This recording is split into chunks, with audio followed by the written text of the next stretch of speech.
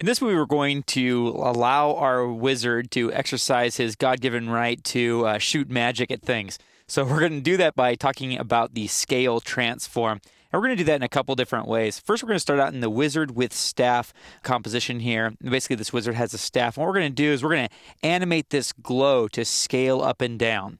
So select the staff glow property. Make sure scale is showing. If it's not, hit the letter S for scale. And you'll also want to make sure that the anchor point is centered here. Just like rotation, scale depends on anchor point for its transform.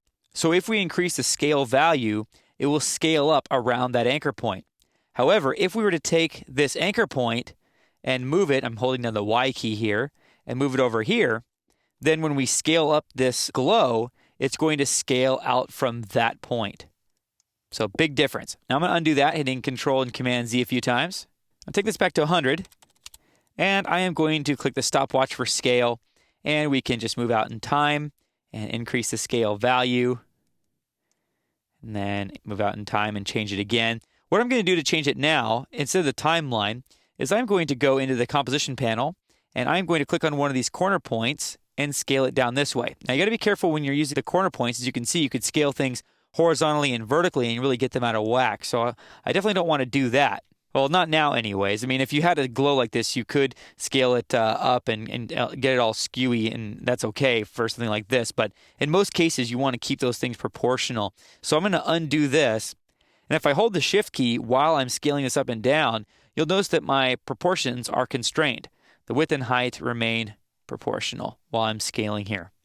Again, as with position, I'm more of a timeline guy, but it's all up to your personal preference. There really is no right or wrong way. So I can keep going in here and putting random values. Now if I hit the home key and play this back, we have some cool glowing magic. I'll just hit the letter N for the end of my work area and preview that now.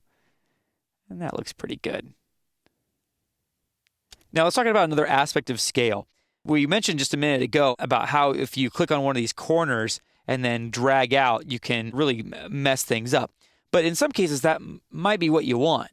To get more control over scaling things in this way, you can actually click this little chain icon, which will unlink the X and Y scale, which is what these two values are. Let's see how this works in the real world. I'm going to go over this wizard with lightning composition, and I'm going to select lightning bolt 1. And I'm going to hit the letter S for scale, and you'll notice as I scale up, the anchor point is in the center. I'm going to undo that. Actually, I don't want to make any changes just yet. So I'm going to hit the letter Y and hold it down and move the anchor point all the way to the left edge of the lightning bolt. And now when I scale this down, I could scale it till it's non-existent, to 0%. If I click away to deselect that, you really can't see it at all. So what I can do is click the stopwatch for scale, and I am going to move out in time a little bit, scale this back up a little ways.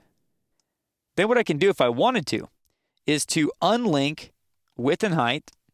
Just going to hold down the spacebar key, click and drag to move over, and then let go of the spacebar key. Move out in time again, and then just animate the X value. And you see the difference that makes. So he can kind of snap his lightning bolts and shoot things out that way. As I increase this, and you can see what the result is. So that's it for scale. If you'd like to continue on using this scale project, you can find the Chapter 5 folder. Feel free to animate lightning bolts 1 and 2 according to your liking. In the next movie, we're going to look at how to create pauses in your animation.